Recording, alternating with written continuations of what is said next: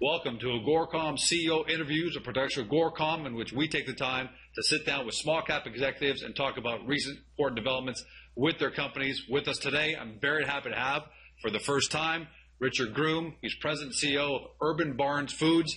The company trades on the stock symbol URBF. Richard, welcome to AGORACOM. Hello, George. Thank you very much. So let's get right into it. For those of you who are new to the Urban Barn story, first of all, tell us a little bit about vertical farming, and then we'll get into some specifics about the great achievements you've had inside of that business. Well, the vertical farming business worldwide is experiencing fairly dramatic growth as we speak. There isn't a day that goes by that we don't have emails, Google searches about new vertical farms sprouting up, no pun intended, all over the world. And in North America, there was a recent study published out of Las Vegas that equates vertical farming just in North America at over $1 billion in revenue. And vertical farming, in essence, is indoor farming, controlled environments, 365 days a year. Yeah, go ahead. Correct. It's a 100% controlled environment atmosphere. We control the humidity. We control the temperature. We control the lights. We do not use, greenhouses or pesticides. We're not a greenhouse. We're an indoor controlled environment. Therefore, we do not open our glass windows. We do not have glass windows, unlike a greenhouse. Basically, it's a complete controlled environment in a box. Now, what separates you from everybody else, and what's always very important to AGORACOM and for members on AGORACOM, and no doubt for your shareholders, is what I call commercial acceptance. And that's important because in the small cap space, there are always a lot of great ideas out there. But they never get any traction, and if they can't get any traction, then it doesn't matter if you're building the next best widget. In your case, more than just lip service, you've got tier one hotels and restaurants using your products. You got a major retailer. So that's fantastic because it proves that it's not you that just believes that. You've got the market believing that. What has been the difference? What got you in the door and Urban Barns products through the door with these tier one names?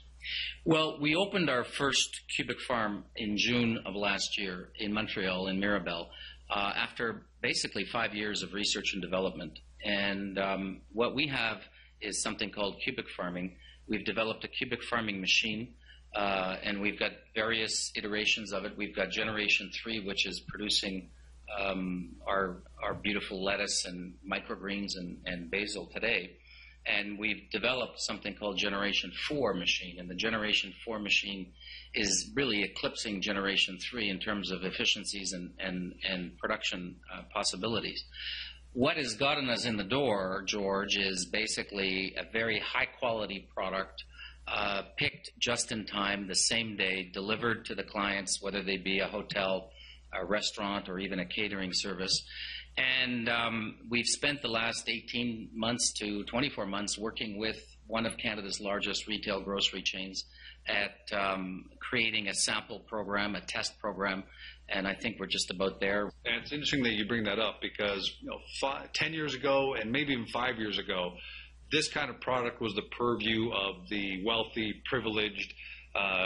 You have the famous, we all know the famous retailer. I don't know if you want to mention that they're not necessarily your client right now, but we all know the famous retailer that carries these kind of products. But now you're breaking down barriers. You're taking these products to the homes of everyday consumers.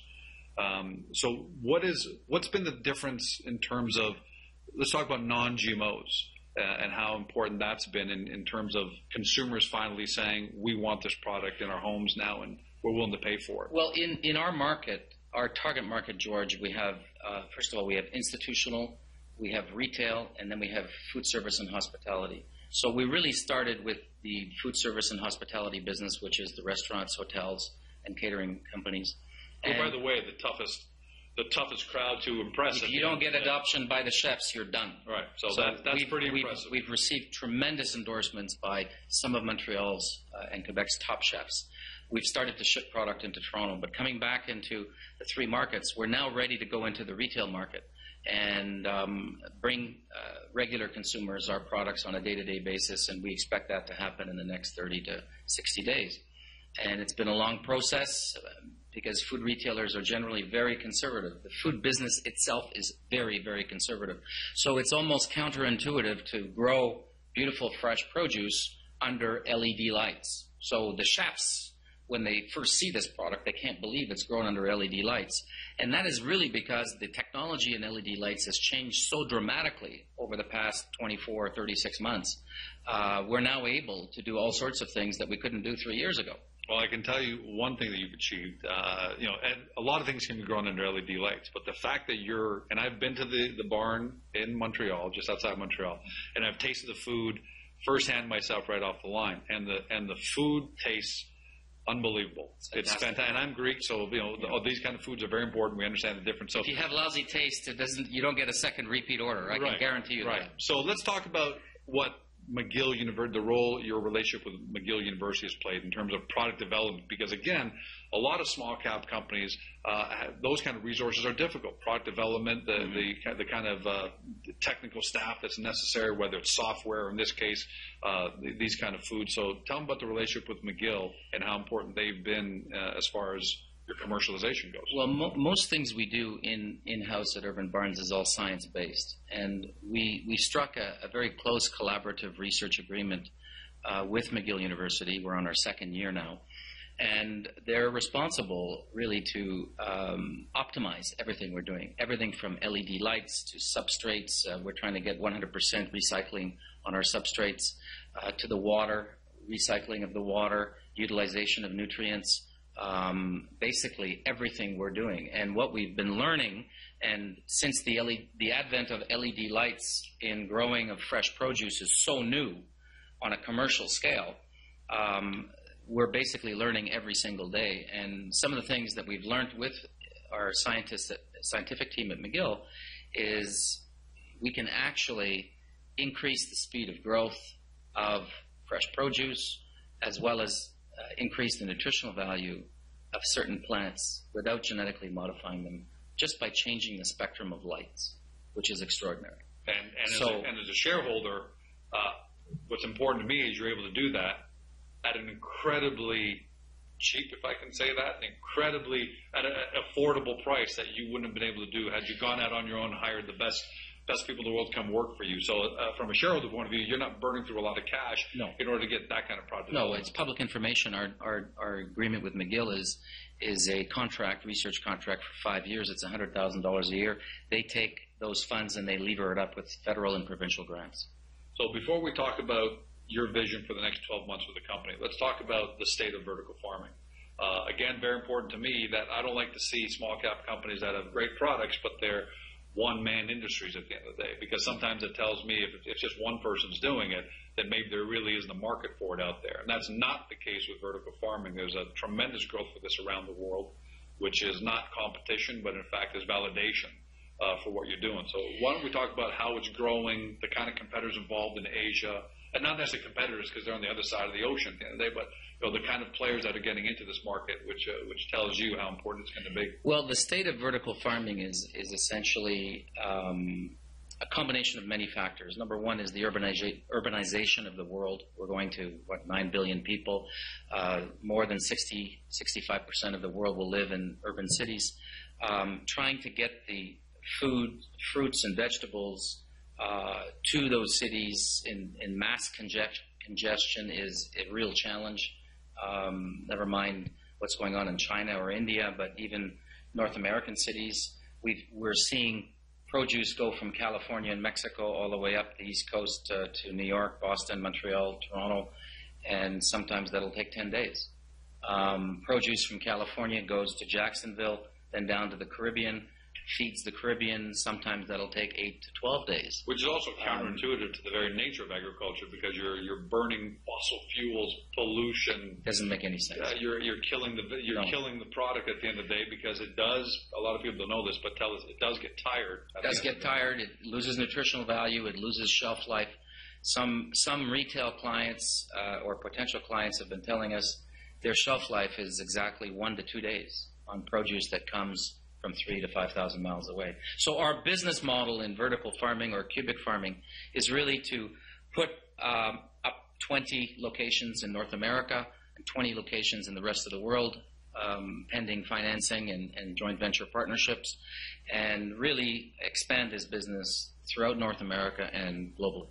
So is it easy to assume, and I do my due diligence on the company before we start working together, but it's clear to me, but maybe you can put some more color to this, that this is not just a fad by any means. This is potentially going to change the future of farming over the next 10 to 15 years. And the idea of tractors and all of this, I mean, I don't think that's ever going to go away, but a significant portion of this is going to be changed over to vertical farming, it looks like, over the next 10 to 20 years. George, we've done a matrix on the types of products that we want to produce versus the types of products we can produce. And essentially, we're looking for high-volume items that are highly perishable, that have a short shelf life, and that are very expensive in relative terms. So, for instance, we're not going to do potatoes anytime soon. They have a very long shelf life, right? Very heavy to transport. Very heavy. They're not going to grow well in the machines, in our cubic farming machines. So part of our relationship with McGill is actively testing different products, different cultivars, different SKUs. So today we can produce perhaps 20 to 25 different products, many different types of lettuce, of course, and many different types of microgreens.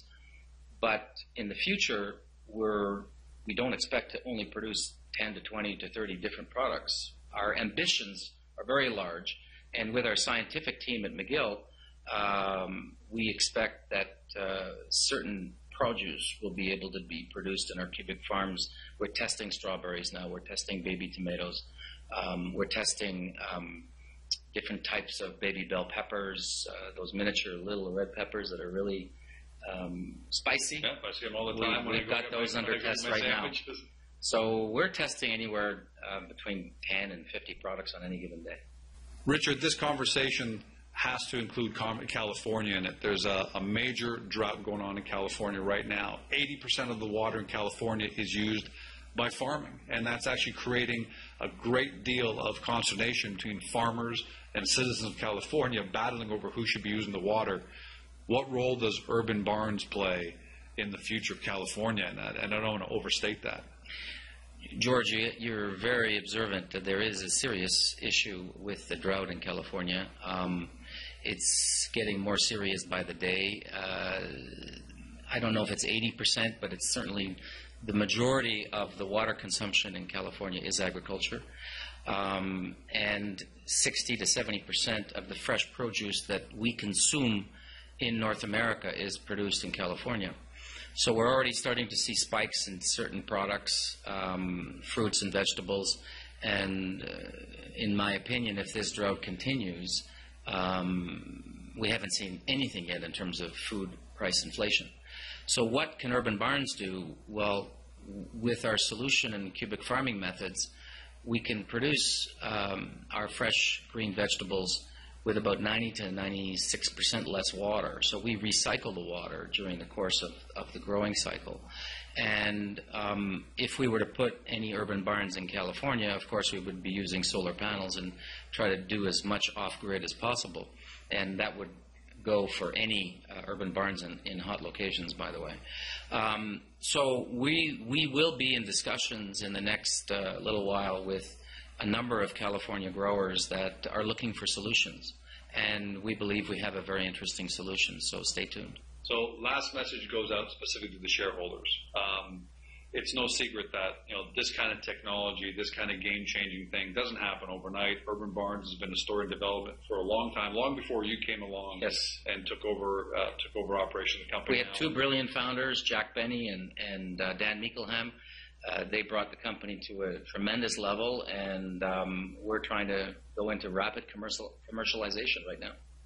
And we've just started an investor relations program. I think that's all very important to shareholders as well. So hopefully that's a sign, I'm assuming, when you gave me the call, is because you have a great outlook for the company over the next 12, 24, 36 months, and the time has come to start telling the story.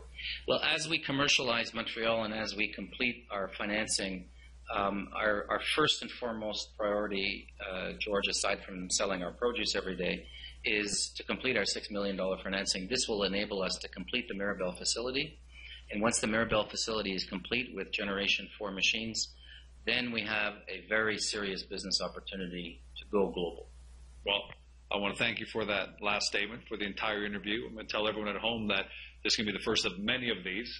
Not all of them will be live. You just happen to be in Toronto, and we got together. But we'll be doing these via Skype.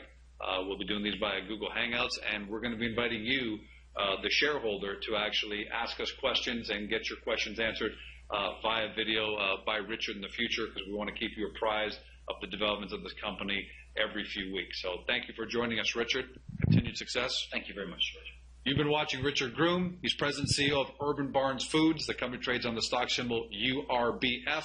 You can find him on the web or at AGORACOM, where you can look up the company, start posting your questions, getting your answers, and most importantly, actually collaborating with your fellow shareholders as the company grows for many years to come. Thanks for joining us. Have a great day, and we'll see you next time.